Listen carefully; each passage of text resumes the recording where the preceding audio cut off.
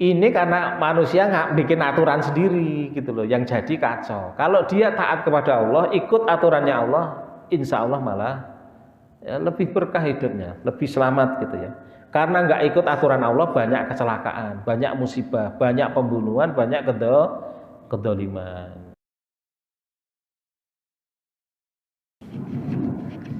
Assalamualaikum warahmatullahi wabarakatuh.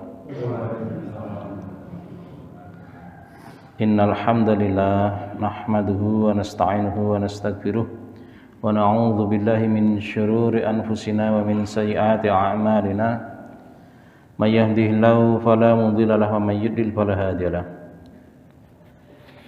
Asyhadu an la ilaha illallah wahdahu la syarika lah wa asyhadu anna Muhammadan abduhu wa rasuluh.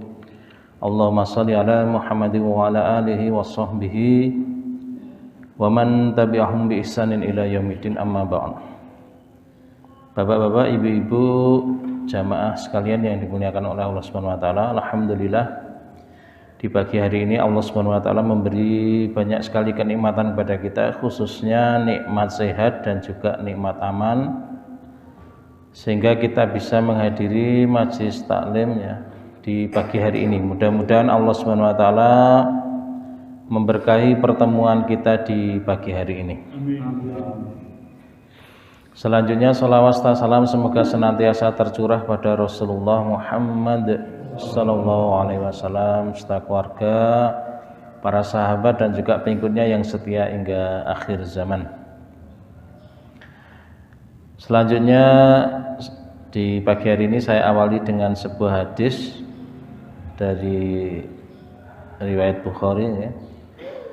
Rasulullah sallallahu alaihi wasallam mendikaaken kullu mauludin yuladu 'alal fitrah fa abawahu yuhawwidanihi au yunassiranihi au yumajjisani. Setiap anak terlahirkan di atas fitrah, akan tetapi kedua orang tuanya memberi pengaruh sehingga kedua orang tuanya menjadikan dia Yahudi atau menjadikan dia Nasrani atau menjadikan dia Majusi. Selanjutnya juga Allah Subhanahu wa taala menyampaikan dalam hadis qudsi ya, disebutkan khalaqtu ibadi hunafa, aku ciptakan hamba-hambaku dengan hanif. Hanif niku napa ibu-ibu?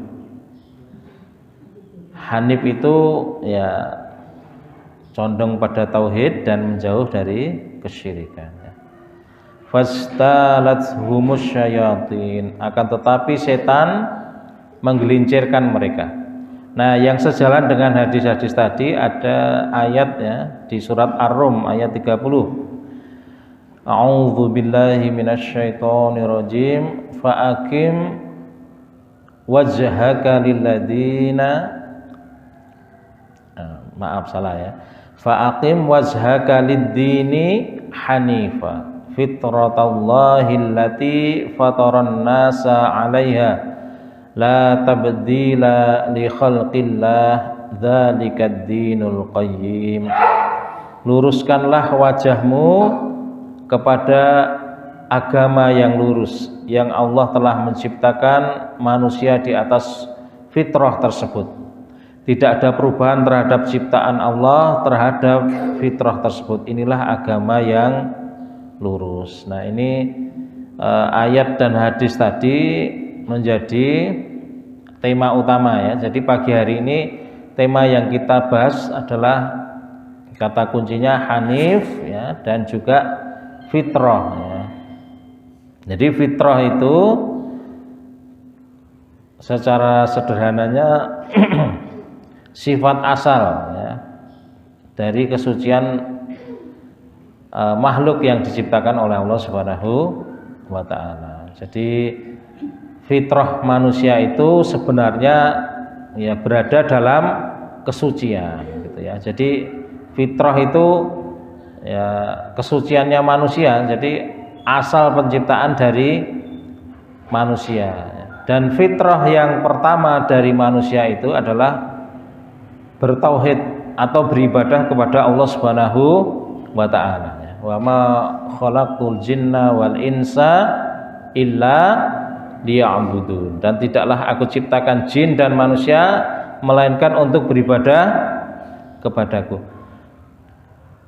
Dan ini sifat asalnya manusia. Jadi manusia itu sebenarnya ya secara kejiwaannya ya ada kebutuhan bergantung kepada zat yang maha kuasa, atau istilah lainnya kita punya kebutuhan untuk zikrullah ya, berzikir kepada Allah Subhanahu wa ta'ala.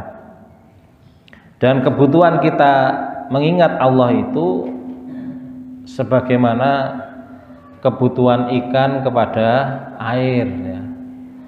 Maka kalau orang jauh dari Allah, nanti akibatnya yang pertama ya seringkali jatuh pada keputusasaan, karena memang kita ini asalnya makhluk yang membutuhkan dukungan, membutuhkan bantuan dari Allah Subhanahu wa ta'ala ya. Jadi kalau merasa tidak butuh kepada Allah ya nanti akan sengsara sendiri gitu ya. Itu sebabnya ya. Jadi kalau sederhananya lagi, manusia itu terdiri dari jasmani dan rohani ya. Nah, jasmani punya kebutuhan, rohani juga punya kebutuhan. Nah, itu sifat asal manusianya seperti itu. Nah, kalau jasmani kita, badan kita, kira-kira bapak-bapak ya, ibu-ibu, kalau nggak makan kuat berapa hari?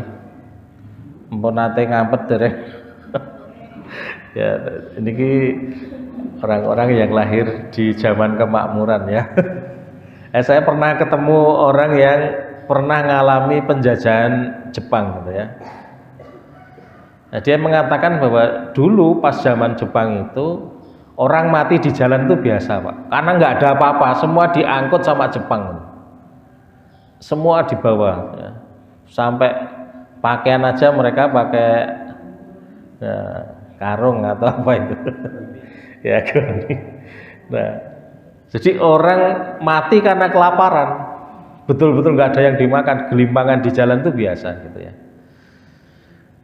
Dan kalau yang di Palestina yang terakhir, salah satu pimpinannya ya, Yahya Sinwar itu, ketika kan jenazahnya kemudian diambil sama tentara Israel ya.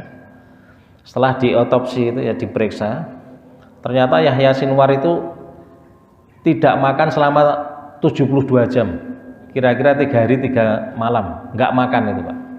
Dan itu posisi berperang itu, posisi tempur apa namanya, sampai titik darah penghabisan itu ya. Itu terakhirnya matinya di bom pakai itu Pak, apa namanya, tank. Jadi kontak senjata, terus dia berlindung di satu bangunan ya. Nah, sama tentara Israel itu diceknya pakai drone. Jadi pakai drone, oh masih hidup. Cuma tangannya sudah apa? Sudah putus ya, hampir putus satu itu, terus diikat pakai kawat itu. Kalau dia masih pegang kayu, pakai tongkat itu. Lihat ada drone mendekat itu dilempar pakai tongkat gitu ya. Nah, ketika tahu masih ada pejuang Palestina yang belum meninggal gitu ya. Nah, enggak dikirim orang Pak, takut. Ditembak dulu dibom dulu pakai tank gitu Pak. Nah, setelah yakin meninggal, baru mereka naik ke atas. Dan baru mereka tahu ya, setelah diangkat jenazahnya, dicek, dites DNA segala macam, ternyata ini Yahya Sinwar gitu loh. Jadi apa namanya? Ternyata secara fisik, secara jasmani ya, orang bisa tahan bahkan 3 hari tidak makan, masih bisa perang ya, masih bisa bertempur gitu ya, sampai titik darah penghabisan. Jadi secara fisik tubuh kita itu bisa ya menahan dari tidak makan gitu ya. Bahkan apa namanya? Ya kalau orang-orang yang bertapa itu bahkan berhari-hari gitu ya. Cuma memang ada unsur bantuan, mungkin bantuan jin gitu ya. Jadi ada dukun yang cerita ketika dia bertapa di air gitu ya, kan ada gurunya itu, ada apa, dukun seniornya gitu ya, ketok, wah ini ketok wis rada lemes, nanti disiram sesuatu itu kuat lagi Pak ya. Jadi lama nggak makan itu berhari-hari gitu ya, mungkin sebulan gitu ya, dia bertapa, betul-betul bertapa gitu ya. Tapi ya mungkin ada bantuan makhluk lain gitu ya. Secara fisik dia kuat, ya apa namanya, secara jasmani begitu. Tapi secara rohani ya, secara rohani perhatikan ini. Dalam Islam kita diwajibkan sholat sehari 5 kali, 5 waktu Pak. Jadi secara rohani kita apa namanya, lebih butuh dukungan dari Allah Subhanahu wa taala ketimbang secara fisik. Jadi dalam sehari kita butuh sholat sehari 5 kali.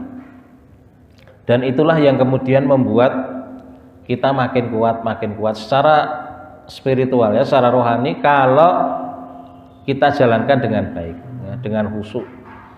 Jadi yang membuat umat Islam yang jadi contoh saat ini misalnya pejuang Palestina gitu ya, bisa bertahan dan bisa kuat gitu ya, salah satunya mereka selalu istiqomah ya, melaksanakan kewajiban-kewajiban dari Allah SWT. Termasuk dalam situasi sekarang ya, situasi sekarang nggak ada listrik, setiap hari dibom Pak, dibom itu setiap hari Pak, dan nggak sekali 2 kali, sehari itu bisa puluhan kali gitu ya. Dan bomnya bom gede-gede gitu ya, jatuh bom deler, nggak cuma satu rumah yang hancur, berapa rumah hancur gitu ya. Nah itu apa namanya, sehari puluhan orang meninggal gitu ya. Dalam situasi seperti itu mereka menghafal Quran Pak. Justru dalam situasi seperti itu, selain mereka taat melaksanakan ibadah sholat ya, mereka juga apa namanya, berusaha untuk menghafal Al-Quran. Tetap ada halakoh-halakohnya. Bahkan kalau yang usia sekolah, kalau ada gurunya tetap ada sekolah, tetap ada belajar gitu ya. Nah inilah yang membuat apa namanya, penjajah Israel itu menyiksa mereka itu dengan apa, ketika diculik, diambil ya, dimasukkan penjara. Dan nggak cuma orang dewasa Bu yang diambil ya, anak-anak kecil itu diambil, remaja diambil gitu ya, orang-orang tua jompo diambil gitu. Ya, mereka kesulitan untuk berwudu. Jadi memang diusahakan jangan sholat, jangan baca Quran di dalam penjara begitu, untuk menghancurkan umat Islamnya itu ya. Apa nama, bentuk caranya, karena mereka melihat ini kok nggak ada takutnya, nggak ada kendornya berperang gitu ya. Baik, sambil ini sudah ada minuman ya, sambil diminum bapak-bapak ibu-ibu supaya rodok kemepiar ya. Bismillahirrahmanirrahim.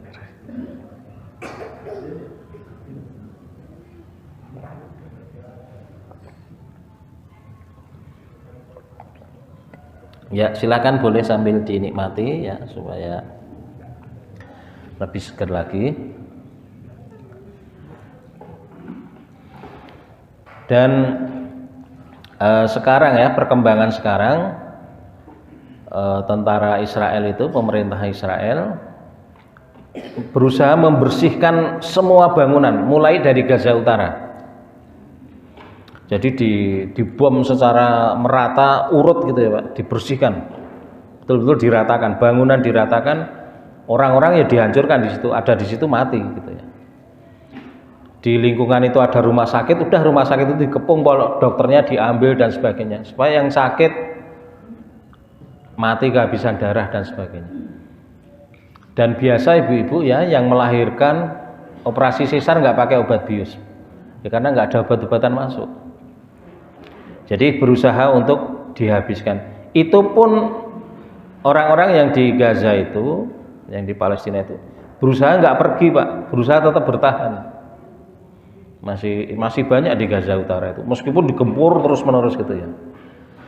Dan para pejuang ya di situ berperang habis-habisan di apa namanya, Meskipun sulit pertempurannya karena memang nanti dibomi dulu, dari udara dulu, kemudian baru pasukan darat bergerak gitu ya. Nah nanti baru pejuang muncul gitu ya. Nah, jadi pertempurannya seperti itu. Kenapa kok mereka nggak mau pindah kira-kira Pak? Yang dari Gaza Utara itu kok nggak mau pindah? Tetap bertahan. Karena kalau nanti mereka pindah, pembersihannya berlanjut terus ke Gaza Tengah. Berlanjut terus ke Gaza Selatan, habis itu habis nanti Gaza, jatuh ke tangannya Israel. Jadi di sana itu pejuang itu nggak cuman orang-orang seumuran saya, para pemudanya enggak Pak, anak kecil, orang tua, semua bertahan di situ. Nah di situ sebabnya banyak orang-orang Israel itu, terutama yang ortodoknya ya, Yahudi fanatiknya itu turun ke jalan. Mereka nggak mau wajib militer, nggak mau jadi tentara, nggak mau dikirim ke Gaza. Lebih baik kita mati ya, karena musuh mereka umat-umat Islam yang orang coba makanan dilarang masuk, obat-obatan dilarang masuk. Kira-kira badannya gimana secara fisik? Secara fisik harusnya lemah kan gitu ya. Tapi karena mereka dekat dengan Allah, nggak tampak kelemahannya Pak. Saya belum lama lihat video anak kecil ya kira-kira mungkin kelas 4 atau kelas 5 SD ya, sekitar kisaran umuran itu ya, ngangkat dua drum air itu ya, karena kan ngambil airnya antri juga, sumur-sumur dibom itu ya. Nah, ngambil air, sebelum ngangkat dia berdoa, ya Allah beri saya kekuatan ya Allah. Itu anak-anak kecil itu kayak gitu Pak, ya Allah beri saya kekuatan ya Allah. Nah, ngangkat air jalan terus berhenti lagi, kan namanya juga anak kecil gitu ya. Dan belum lama alhamdulillah ya, kadang-kadang karena desakan internasional ya, bantuan masuk, termasuk dari Indonesia, itu dari sahabat Al-Aqsa masuk itu ya, dimasak rame-rame itu, banyak tungku jejer, yang ngantri banyak sekali itu Pak, orang-orang makan dari orang tua sampai anak kecil ngantri untuk ngambil makanan itu ya. Karena jarang bisa makan sampai kenyang, itu jarang. Jadi secara fisik mereka dilemahkan, tapi karena mereka dekat dengan sumber kekuatan, dekat dengan Allah Subhanahu wa taala. Saya tadi kan cerita dukun yang bertapa itu ya Pak ya. Secara pikiran kita ya, kok bisa ya dibantu setan? Ini dibantu setan. Nah, orang-orang Gaza ini dibantu Allah. Kira-kira bantuan Allah sama bantuan setan kuat mana Pak gitu ya. Nah ini yang bikin orang Israel takut kalau disuruh nyerang Gaza itu. Jadi mereka masuk ke Gaza itu terpaksa Pak. Dan sekarang Perdana Menterinya ngambil kebijakan yang boleh dibilang secara militer ngawur. Makanya kan Menteri Pertahanannya itu dipecat kan, karena nggak sesuai dengan kemauan Perdana Menterinya. Dia nyerangnya sekarang nyebar Pak ke Lebanon, terus juga ngambil wilayah ke Suriah. Ini bikin kuburan baru berapa ratus kuburan. Jadi seperti itu ya. Jadi fitrah kita itu mendekat kepada Allah ya. Zikrullah itu seperti air untuk ikan. Jadi seperti itu. Kalau kita pengen diberi kekuatan oleh Allah, diberi kesabaran oleh Allah, perkuat zikirnya. Utamanya di waktu-waktu tertentu ya. Di waktu-waktu tertentu ada namanya zikir pagi, zikir petang ya. Pertanyaannya, kok orang bertasbih di pagi hari dan di petang hari, kira-kira karena apa Pak?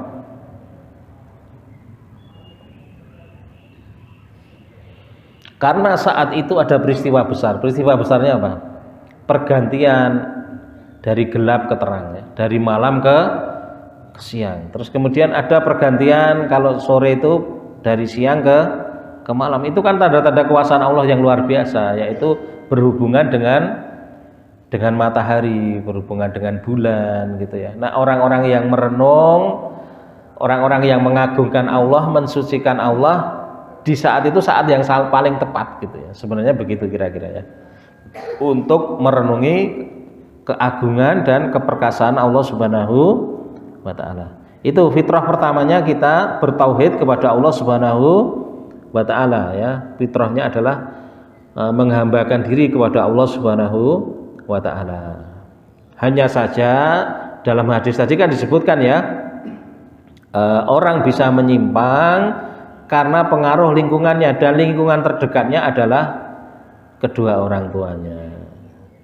Jadi bisa karena pengaruh orang tuanya seorang anak menjadi hilang kesuciannya, fitrahnya. Maka di sini peran orang tua itu besar sekali menjaga kesucian anak ya. Dan lingkungan yang berikutnya tentu saja nanti semakin besar adalah teman-temannya, kemudian juga apa yang dia tonton ya, apa yang dia lihat, apa yang dia dengar, itu akan mempengaruhi dirinya. Dan juga pengaruh dari setan. Nah, itu yang berhubungan dengan akidah, keyakinan, dan juga peribadatannya. Meskipun itu tadi bisa menyimpang, nah, maka Allah Subhanahu wa taala turunkan Al-Qur'an untuk membimbing kita selalu berada di atas fitrah. Yang berikutnya di antara berbagai fitrah kesucian itu ada dalam surat Ali Imran ayat 36 ya, berhubungan dengan fungsi laki-laki dan perempuan. Walaisad dzakaru kal untha. Tidak sama laki-laki dengan wanita. Sama atau tidak, Bu? Enggak sama ya. Kalau orang sehat mesti enggak sama gitu ya. Tapi ada orang yang enggak sehat, Pak.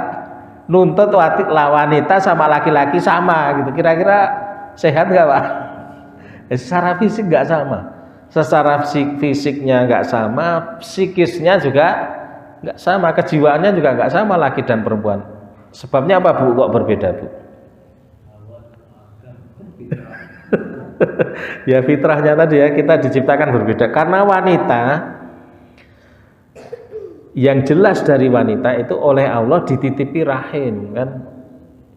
Jadi ada rahim di tubuh wanita, yang itu nggak ada di laki-laki kan. Jadi kalau ada laki-laki yang dia merasa saya ini wanita yang terpenjara di tubuh laki-laki gitu ya nggak bisa dia melahirkan gitu loh. Tetap secara fisik dia nggak mungkin seperti wanita. Dan secara kejiwaan wanita lebih kuat perasaannya. Karena apa ya, nanti dia akan hamil, akan menyusui, akan ngomong anak gitu ya. Ya oleh Allah tentu perasaannya beda dengan laki-laki yang fungsi utamanya laki-laki itu menjadi pemimpin, tulang punggung keluarga gitu ya.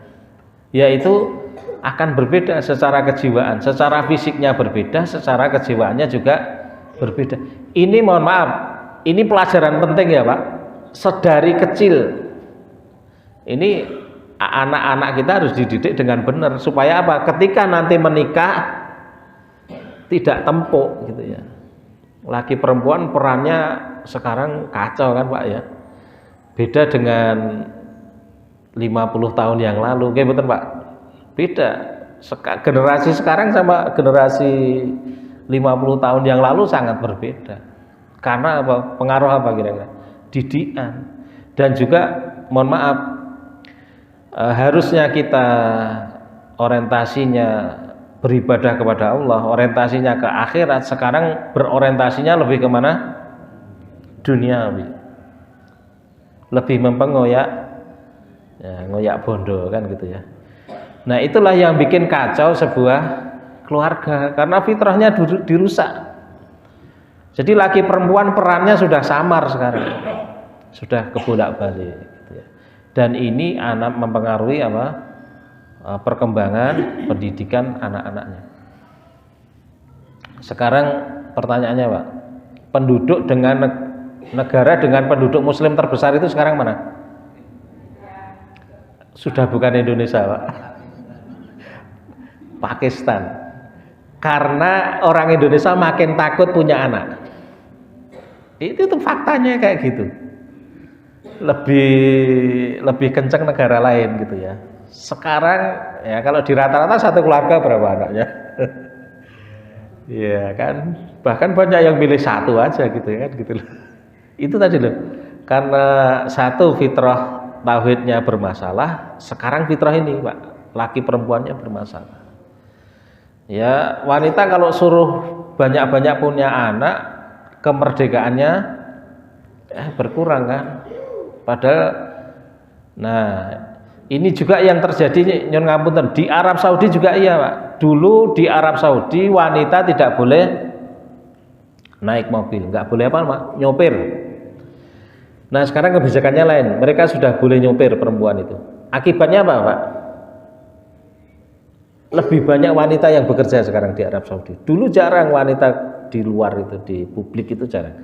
Sekarang mereka kerja di mana-mana karena sudah bebas, mobilisasinya lebih mudah sekarang itu ya. Dan memang Arab Saudi sekarang menuju ke negara liberal, bebas, semua dibebaskan. Kan belum lama geger ini Arab Saudi. Geger apa? Ada namanya Riyadh Season ya, musim Riyadh. Yang diundang ke sana siapa Pak? Oh nggak dapat undangan jenengan gitu. Ya Jennifer Lopez Jennifer Lopez dan artis-artis Amerika Pak. Wah saya sekilas namanya pertemanan ya di Facebook saya punya teman-teman ya, teman-teman ngaji banyak ya itu ya. Cuma mereka ya usil juga nge-share sebagian show-nya yang ada di sana itu. Aduh serem gitu ya Pak ya. Saya aduh ini kok kayak gini kok ya di sensor gitu loh maksud saya, ya Allah gitu ya. Jadi sudah seperti itu salah satunya sekarang Arab Saudi. Jadi mengarah ke sana liberalisasi. Dulu nggak ada pajak, sekarang mulai ada pajak. Maka keberkahannya mulai hilang ini, hati-hati ya. Apalagi mereka dekat dengan Palestina, harusnya ya mereka melakukan perintah Allah menolong saudaranya malah pesta-pesta gitu ya. Nah ini hati-hati, ini ada ayat-ayat yang agak ngeri kalau dibahas tentang itu ya. Tapi itu tentang fitrah laki-laki dan perempuan ini sangat penting ya. Ada di surat Al-A'raf 189.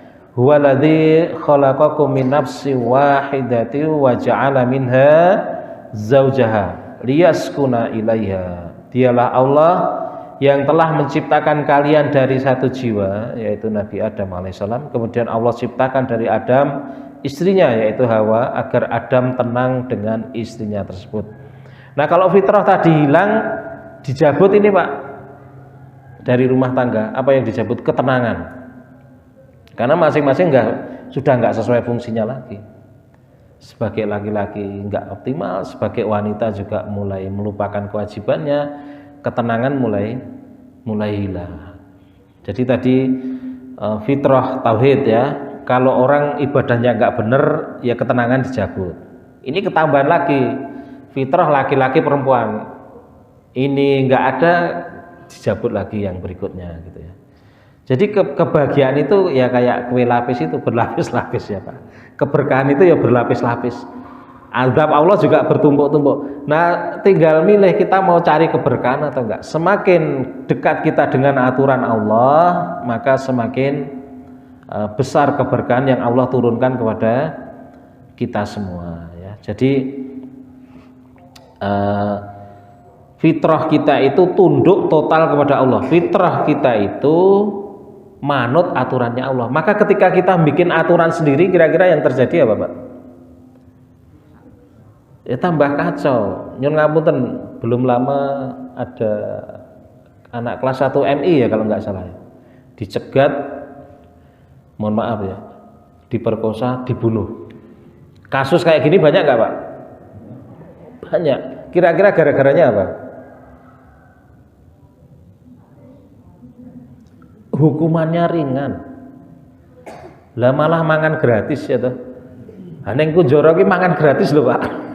Jenengan ditanggung negara nek arep mlebu Kunjara. Aku wis megah nyambut gawe mlebu Kunjara.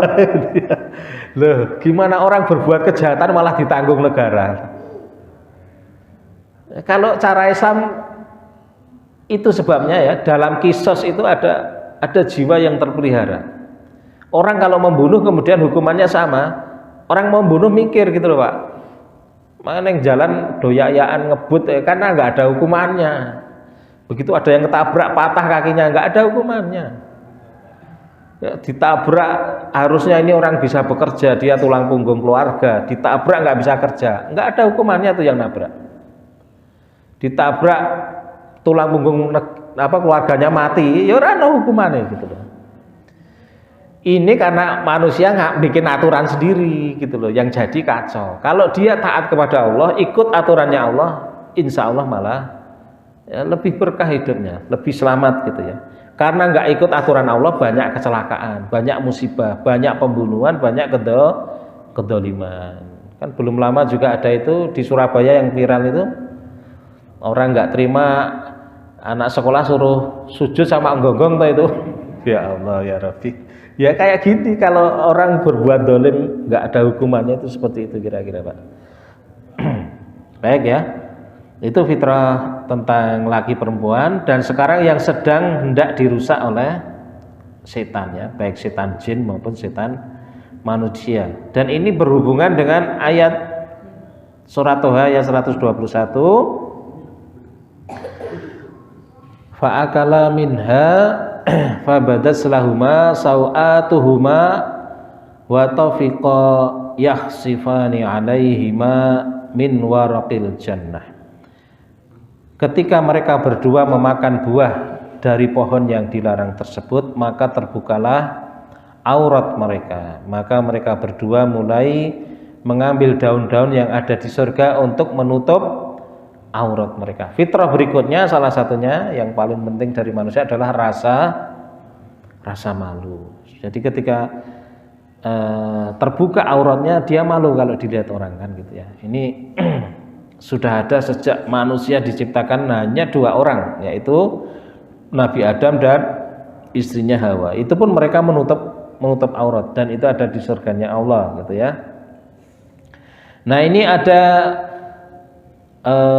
ayat ya, surat An-Nisa ayat 119 disebutkan wala amurannahum fala yughayyirunna khalqallah. Ini perkataannya setan, sumpahnya setan, sungguh aku akan perintahkan mereka manusia dan mereka akan merubah ciptaan Allah. Maksudnya fitrahnya laki-laki suka wanita ya, wanita suka laki-laki gitu ya. Nah sekarang merebak, mohon maaf, homoseksual, kemudian lesbian ya. Dan yang lebih ngeri, yang lebih berat dari maksiat itu apa Pak kira-kira? Yang lebih berat dari perbuatan maksiat sendiri itu apa? Maksiatnya dilegalisir, dilegalkan ya, dibikin undang-undang. Jadi ada banyak negara sekarang yang mengeluarkan undang-undang bolehnya laki-laki menikah dengan laki-laki. Resmi Pak, jadi ada surat nikahnya. Kok dadak nganggo resmi kira-kira apa Pak? Ben rati grebek nek cara Jawane kan gitu. Iki bojoku loh kira gitu ya. Jadi berduaan di rumah itu enggak masalah gitu ya. Ada surat nikahnya. Dan yang lebih ngeri ya pernikahannya ya digandeng wis wong rusak ya Pak ya, tambah bablas. Ya dengan binatang juga boleh, dengan boneka juga boleh. Ada yang menikah dengan boneka Pak. Ya nganggo waliman barang. Ya nganggo pesta mangan-mangan gitu ya. Rusak gitu ya.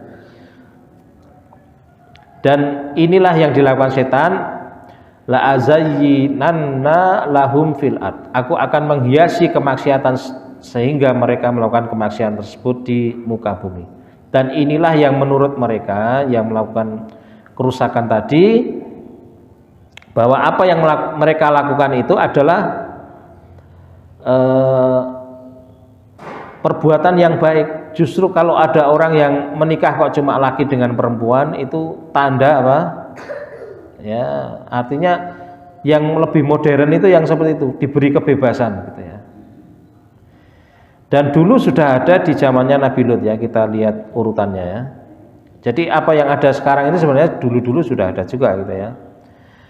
Waluton itqala liqaumihi atatuna fahisyata ma sabaqakum biha min ahadim minal alamin innakum latatunar rijala syahwatam min dunin nisa bal antum qaumum musrifun. Dan ketika Lut berkata kepada kaumnya, apakah kalian melakukan perbuatan keji, yaitu homoseksual, yang tidak pernah seorang pun dari kaum-kaum sebelum kalian yang melakukannya? Kalian mendatangi lelaki dan kalian meninggalkan wanita, sungguh kalian adalah kaum yang terlalu berlebih-lebihan, ya. Musrifun gitu ya.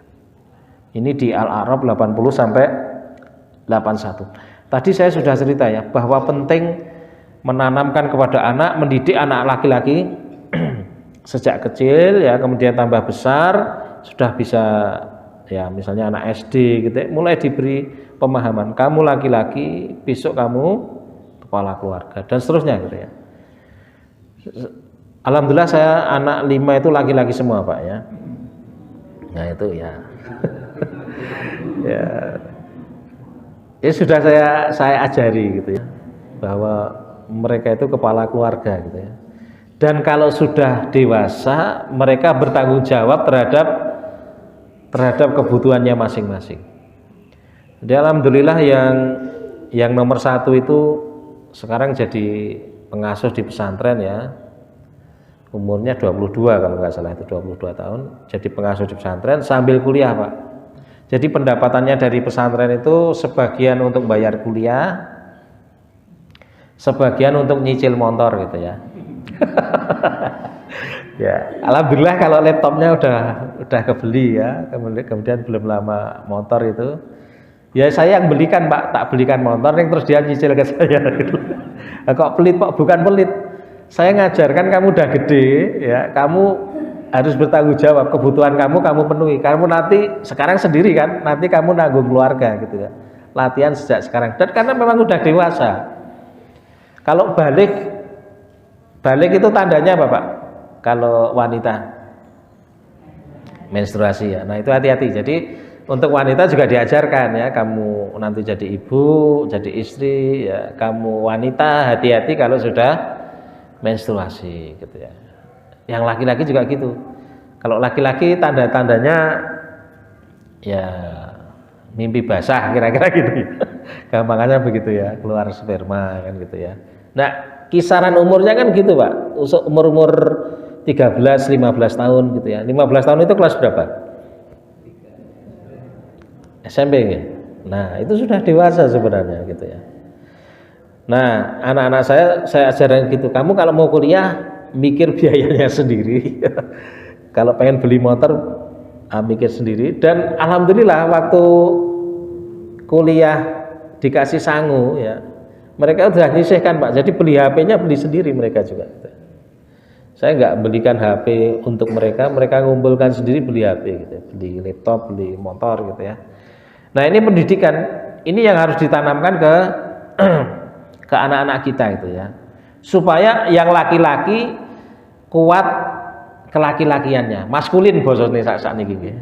Sing wedok ya kuat wedoke, sing lanang kuat lanange, ora wong lanang kok lembek. Nah ini calon-calonnya bisa dadi umum kan gitu ya. Dan ini hati-hati sekali gitu ya, apa artinya? Kita jaganya sekarang harus hati-hati. Masuknya dari banyak cara. Salah satunya ya mabuk, narkoba. Nah nanti sedang tidak sadar itu terjadi peristiwa-peristiwa peristiwa-peristiwa keji itu terjadi ketika ini. Nah makanya hati-hati dengan pergaulan dengan teman-teman ya.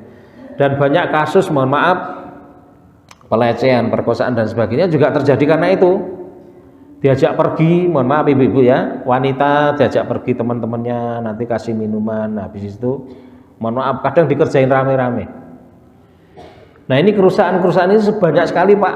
Jangan ketik aja di Google itu pencarian pelecehan di bawah umur dan sebagainya, banyak sekali sekarang peristiwa-peristiwa kayak gitu. Satu, karena memang jauh dari agama. Kedua, memang nggak ada aturannya. Kita ini sekali lagi nggak mau diatur Allah, bikin aturan sendiri, udah bubar nanti. Tunggu bubarnya. Kalau hidup nggak mau diatur Allah, tunggu bubarnya. Nah seperti itu ya. Jadi Nabi Lut ini di Al-Quran yang ditonjolkan tentang masalah ini. Kalau nabi-nabi lain kan mengajak menyembah kepada Allah gitu ya. Khusus Nabi Lot yang ditonjolkan ini Pak, tentang peristiwa homoseksual ini ya. Dan saking bablasnya ya, disebutkan di Al-Ankabut 29, wa ta'tuna fi nadikumul munkar. Kalian melakukan pesta homoseksual di tempat pertemuan kalian. Jadi tempat publik Pak. Sekarang tempat publik di mana? Misalnya gedung pertemuan ya, di kelurahan gitu ya. Nah, mereka melakukan di tempat-tempat seperti itu. Enggak sembunyi-sembunyi gitu ya. Enggak. Di Amerika kan belum lama ya kan. Tapi peristiwanya udah sering sebenarnya ya. Sekarang belum lama ada viral penyanyi biasa ngundang pejabat, ngundang artis dan sebagainya, pesta semalaman, pestanya udah macam-macam, nggak keru-keruan. Tapi memang di dalamnya juga ada narkoba. Jadi memang pusat rusaknya mereka diawali dari ini dulu Pak. Dibikin mabuk dulu, dibikin ngefly gitu ya. Sudah nanti kalau udah kayak gitu nanti segala macam mereka lakukan, kerusakan segala macam mereka lakukan. Nah, apa yang terjadi di Amerika itu diundang pesta, awalnya pesta biasa, nanti makin malam yang pejabat mungkin ada yang pulang dan sebagainya. Nah, yang mau rusak itu sampai malam Pak, sampai pagi gitu ya. Dan kadang ada ruang bawah tanah dan sebagainya. Memang pesta macam-macam enggak keru-keruan. Dan sebenarnya di Amerika ini udah sering sejak dulu gitu ya. Cuma yang karena sekarang media sosial sudah semakin canggih gitu ya. Nah, apa yang terjadi di kisah Nabi Lot itu terjadi di mereka. Kalau orang sudah rusak seperti itu, yang terjadi orang-orang yang baik jadi kelihatan aneh. Ini ada di surat Al-A'raf ayat 82 ya. Akhrijuhum min qaryatikum innahum unasuy yatatahharun. Keluarkanlah atau usirlah Lut dan keluarganya dari negeri kalian. Sesungguhnya mereka adalah kaum yang sok suci. Jadi kalau sudah rusaknya merata, yang baik-baik jadi aneh gitu ya Pak ya. Itu sebabnya dalam Islam ada perintah saling menasehati, ada perintah saling menjaga, saling menguatkan. Karena memang kalau nggak saling menjaga, nggak saling menasehati, kalau yang rusak merata, yang baik-baik nanti juga jadi korban, jadi masalah, kena masalah ya. Dan kemudian Allah Subhanahu wa taala dalam surat Hud ayat 82 disebutkan faja'alna 'aliyaha safilaha. Maka kami angkat mereka, kami cungkil negeri mereka, kami bawa ke atas, kemudian kami balikkan, jadi dibanting. Jadi di negerinya itu dicungkil, diangkat sama Allah, diwalik Pak, diblek gitu ya, kemudian dilempari batu-batu api. Jadi siksaan untuk kaum homoseksual itu sangat berat sekali. Dan itulah yang kemudian menjadi landasan hukum di masa Rasulullah, para sahabat. Kalau ada peristiwa itu hukumannya apa? Nah, itu yang terjadi. Jadi dijatuhkan dari tempat tinggi, ini kok mati mendadak ya? Enggak apa-apa, kedengaran tak? Jadi kalau di masanya Rasulullah, para sahabat, kalau ada pelaku ya, entek baterai ini atau gimana? Ya, tes ya. Ya. Baik. Ganti. Ya. Jadi kalau di masa para sahabat gitu ya, kalau ada pelaku dosa-dosa model yang kayak gitu, dibawa naik ke tempat yang tinggi, dilemparkan Pak. Begitu jatuh nanti baru dirajam. Supaya apa? Orang takut nggak melakukan itu, gitu loh. Nah itu ya. Dan ini untuk peringatan untuk kita ya Pak. Yang model kayak begitu, yang homoseksual, lesbian dan sebagainya itu menular Pak. Mereka cenderung ngajak orang gitu ya. Kalau ada orang ganteng nanti didekati dan sebagainya. Maka hati-hati yang punya anak ganteng, punya anak cantik gitu ya. Ya mohon maaf, saya dulu kadang ya didekati orang-orang kayak gitu Pak, ngeri juga ya. Didekati orang-orang yang sukanya sejenis itu agak serem-serem juga ya. Dan mereka ya memang sering ngetemnya di tempat-tempat yang tempat hiburan ya, kemudian ya tempat-tempat yang kayak gitu ya. Makanya hati-hati dengan pergaulan dan sebagainya itu ya. Jadi anak-anak itu harus kita pantau tontonannya apa, pergaulannya bagaimana supaya terjaga keselamatan hidupnya ya, dunia dan akhirat. Nah itu ya.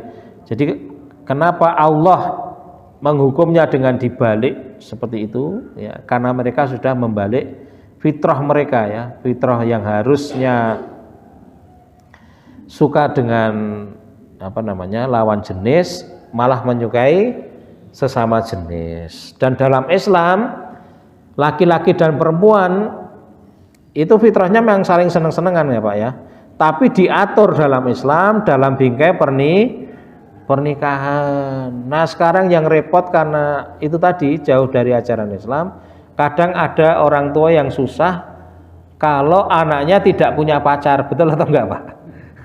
Wah anakku urung di pacar loh, malah bagus nggak punya pacar gitu loh. Lah terus nanti nikahnya gimana? Dicarikan Pak Bu ya, atau dijodohkan ya. Kalau dia udah punya calon sama-sama seneng ya dinikahkan. Jadi cara berpikirnya bukan cari pacar Pak. Nek wong pacaran itu pripun Pak? Orang pacaran kan orang seneng-seneng gitu loh. Nggak ada komitmen, nggak ada tanggung jawab. Dan sekarang lebih ngeri, banyak kejadian orang kenal di media sosial, ketemuan nekat. Terjadi bahasanya kecelakaan ya Bu ya. Habis kecelakaan laki-lakinya ngilang gitu ya. Lah cuma ketemu di media sosial kok ketemuan nekat berani melakukan kecelakaan itu. Melakukan perzinaan. Ya sudah, yang laki-laki wis untung toh Pak ya. Wis tinggal lunga wae kan gitu ya. Golek korban meneh gitu ya. Nah wanitanya yang pusing ketika terjadi kehamilan kan gitu ya.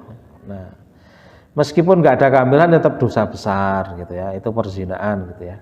Nah maka dalam Islam ada aturannya, dan aturan itu kalau diterapkan membawa keselamatan. Kalau bikin aturan sendiri ya kayak pacaran dan sebagainya tadi, yang terjadi apa Pak? Ya kerusakan ada di mana-mana. Ada di sebuah pesantren itu ya Pak ya, suatu ketika sedang ada kegiatan, pintu kamar itu susah dibuka. Ternyata apa Pak? Di dalamnya ada santriwati yang gantung diri. Jadi pakai pokoknya pakai kain lah, digantungkan di gawang, terus dia gantung gitu ya, meninggal.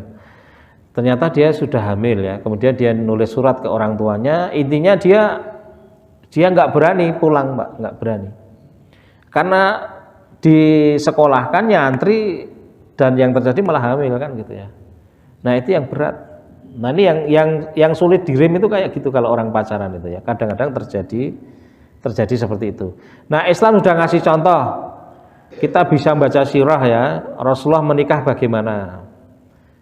Jadi Rasulullah biasanya kalau dahulu di masanya Rasulullah ya, anak-anak Rasulullah sendiri mengalami dijodohkan ketika ya masih 6 tahun, 7 tahun, tapi belum satu rumah. Cuma memang udah dijodohkan, udah dinikahkan gitu ya.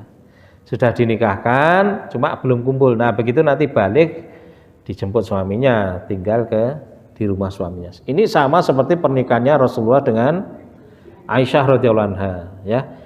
Rasulullah menikah dengan Aisyah ya belum kumpul Pak, nunggu Aisyah balik baru. Jadi sudah dinikahkan. Supaya apa? Wanitanya juga menjaga diri. Dia kan paham, oh saya udah punya suami gitu kan gitu ya.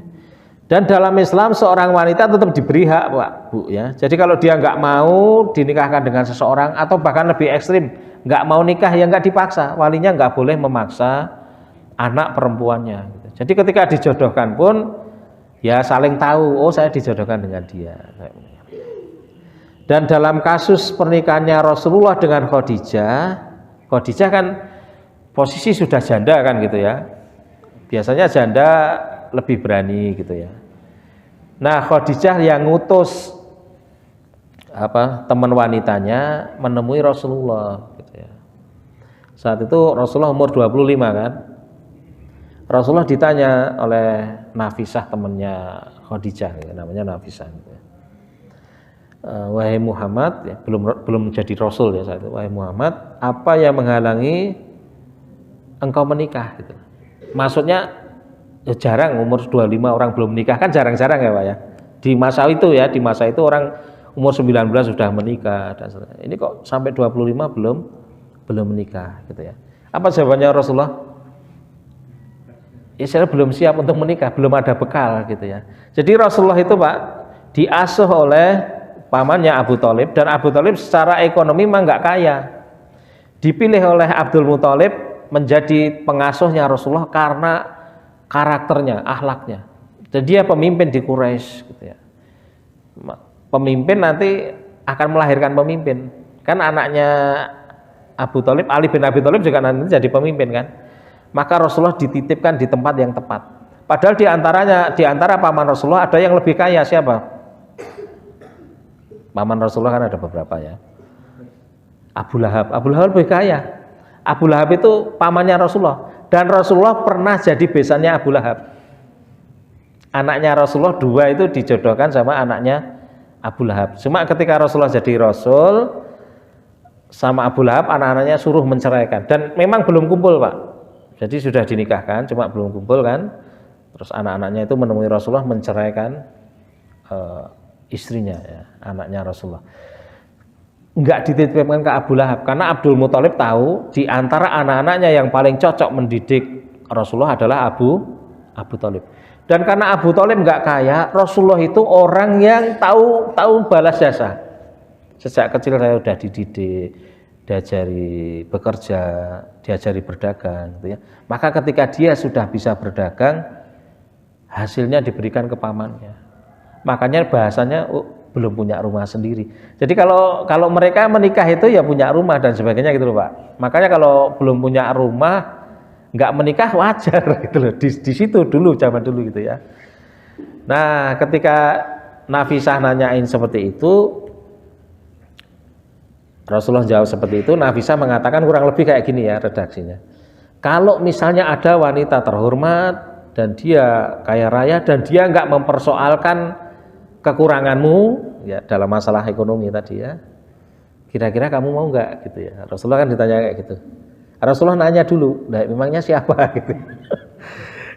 Khadijah kan saat itu dia sudah membawa dagangannya Khadijah dan udah beberapa kali, dan dagangannya luar biasa. Khadijah sampai kaget, loh kok bisa ya keuntungannya sebesar ini. Biasanya orang nggak sebesar itu bawa dagangan modal segitu. Rasulullah kok keuntungannya bisa berlipat-lipat dibanding orang lain gitu ya. Dan Rasulullah didampingi salah satu stafnya Khadijah memang untuk menyelidiki Rasulullah seperti apa ya. Jadi begitu Pak, diselidiki calonnya kan gitu ya. Ini saya cerita ini untuk tahu proses pernikahan maksud saya gitu ya. Jadi Khadijah melamar Rasulullah itu bukan ujuk-ujuk ya, diselidiki dulu akhlaknya, tanggung jawabnya gitu ya. Nah, setelah cocok ternyata Khadijah yang mengajukan diri dulu, diutus Nafisah tadi. Kemudian Rasulullah mendengar itu, baik, saya tak rembukan dengan paman-paman saya. Nah, kemudian dia cerita ke pamannya Abu Thalib. Abu Thalib langsung jawabnya begini Pak. Ya sudah, urusan pernikahanmu tanggung jawab paman-pamanmu. Paman-pamannya kan banyak ya. Tadi ada Abu Lahab, ada Abu Thalib, ada siapa lagi? Hamzah, ada siapa lagi? Hamzah bin Abdul Muthalib, ada siapa lagi? Abbas bin Abdul Muthalib ya. Urusan pernikahanmu ditanggung paman-paman gitu ya. Nah, kemudian dikumpulkan maharnya ya, unta-unta itu ya. Kemudian langsung melamar, kemudian langsung diijabkan gitu ya. Jadi dibantu kerabat-kerabatnya. Dan setelah menikah, karena Khadijah yang rumahnya udah besar ya, usahanya udah besar ya, Rasulullah tinggal neruskan. Rasulullah hanya ikut ke tempatnya Khadijah. Dan Khadijah sebagai istri, dia tidak kemudian menyombongkan diri di hadapan suaminya. Dia tetap memposisikan sebagai istri yang taat sama suami ya. Kemudian usahanya dikelola oleh suaminya gitu ya. Disinilah fungsi fitrah laki-laki dan perempuan itu bekerja Pak di dalam satu keluarga. Meskipun wanita misalnya lebih pintar, lebih kaya dari suaminya, Dia harus sadar posisinya, dia istri gitu loh. Nah, dari pernikahan inilah kemudian lahir keluarga yang diberkahi oleh Allah Subhanahu wa taala. Itu contoh pernikahan seperti itu, Bu ya. Jadi nggak harus pacaran ya, Bu ya. Cari jodoh yang kira-kira baik akhlaknya. Kemudian siapa saja mertuanya Rasulullah selain menikah dengan Khadijah? Rasulullah menikah tadi dengan Aisyah ya. Aisyah orang tuanya siapa? Abu Bakar, sahabatnya, Bu ya. Jadi Abu Bakar sudah tahu Rasulullah, Rasulullah tahu Abu Bakar. Nah, Rasulullah sudah tahu anaknya mestinya ya baik, bapaknya baik kan gitu ya. Kemudian Rasulullah punya Hafsah istrinya. Hafsah itu anaknya siapa, Bu? Umar bin Khattab, sahabatnya juga. Jadi kayak gitu loh, Bu. Jadi kenapa kok kita harus bahasanya sekarang circle-nya itu orang-orang baik supaya dimudahkan semua urusannya, termasuk urusan perbesanan, permantuan gitu ya, pernikahan gitu ya. Sudah punya teman-teman yang baik ya. Saya sendiri ngalami, Pak ya, karena teman saya banyak ya, ada ustadz, ada dokter segala macam gitu ya. Ya sudah berkali-kali saya dijajaki bukan saya mau dinikahkan lagi ya, dijajaki anak saya. Dia punya anak perempuan, terus ngecek anak saya ya, kadang kapan saya ngajak anak saya main ke sana, tapi kadang-kadang yang terjadi wanitanya umurnya ya kadang lebih tua. Sekarang wanita kan karena ngejar pendidikan tinggi, ngejar kerja dulu, akhirnya lupa belum menikah. Jadi kuliah sambil nikah nggak apa-apa kan gitu dan sebagainya, itu harus dipahami ya. Jadi dalam aturan Islam seperti itu ya. Nah, baik kembali ke tema ya. Kembali lagi kami tekankan ya bahwa kalau kita menjaga fitrah kita, dan yang bisa menjaga fitrah kita itu hanya Allah Subhanahu wa taala, insya Allah Allah akan bimbing hidup kita itu dalam keberkahan, kebaikan kayak gitu terus ya. Nah, caranya itu tadi selalu mengikuti aturannya Allah ya, mengaji, mengikuti aturannya Allah, taat kepada Allah, nanti akan dibimbing menuju kebaikan. Sehingga dalam keadaan aman baik seperti Indonesia sekarang kan aman ya. Nah, kita bisa jadi hamba yang bertakwa. Dalam keadaan perang seperti di Palestina, tetap menjadi hamba-hamba yang bertakwa. Jadi di sana itu generasi-generasinya itu generasi-generasi yang para pejuang, Pak. Sudah puluhan tahun mereka berjuang. Nah, keluarga yang dihasilkan anak-anaknya ya anak-anak pejuang semua. Ya kalau nggak jadi dokter, jadi pejuang ya, jadi tentaranya Allah ya. Kalau nggak ya jadi perawat, ya kalau nggak jadi dosen dan sebagainya.